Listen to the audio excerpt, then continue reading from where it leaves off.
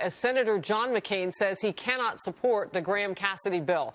Senator McCain said in a statement within the hour, he said we should not be content to pass health care legislation on a party line basis, as Democrats did when they rammed Obamacare through Congress in 2009, end quote.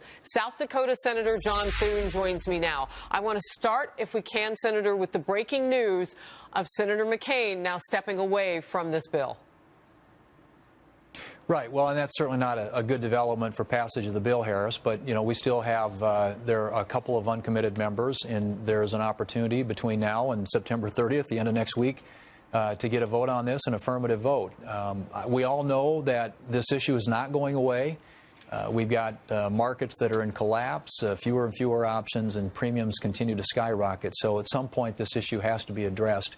And I believe the approach that's in front of us right now is a really solid approach to getting power and control and decision-making out of Washington, D.C., back in the hands of states where innovation and creativity can occur and where they can design solutions that better fit their populations. This is consistent with the way that we think we ought to be approaching this issue, and I'm hopeful that we'll still have a path forward, but certainly Senator McCain's announcement is not helpful to that end. I want to talk to you about another development today, and that is the state Medicaid directors, all 50 states coming together with these advocacy groups saying that they don't like the bill, even in states where Medicaid extra was not taken under Obamacare, and they actually would do better under the Graham-Cassidy bill. Those state directors are on this list. Don't want to get too far into the weeds, but the American people need to understand what's happening with this.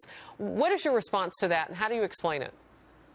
Well, one is, I think, first off, that was the board of that organization. I know, for example, in my state of South Dakota, our governor is all for this bill. And so I don't think that the state Medicaid director here, that reflects our person's view. But nevertheless, that issue, I think, is one that we need to address.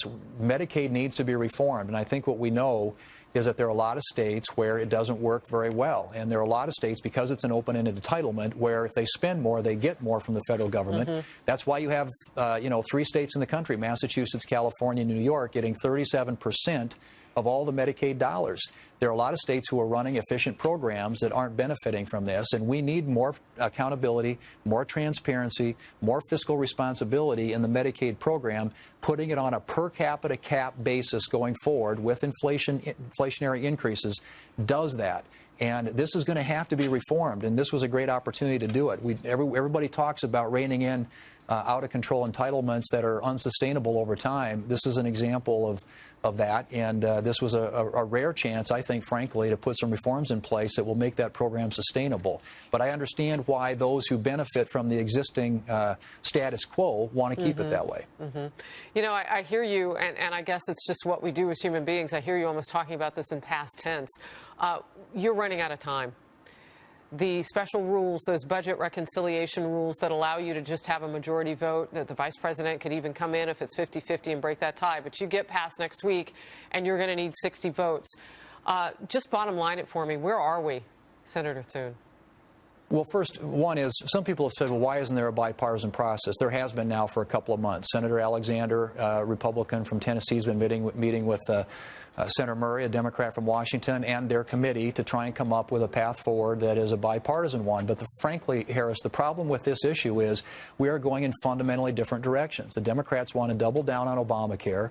And ultimately, if you look at last week, the bill introduced by Senator Sanders and 15 other Senate Democrats moves us to a single payer. That's a $32 trillion cost price tag. Diametrically and so that's where they're headed. We believe that the best way is to move more power and control and decision making back to the states where they can design programs that work better for them.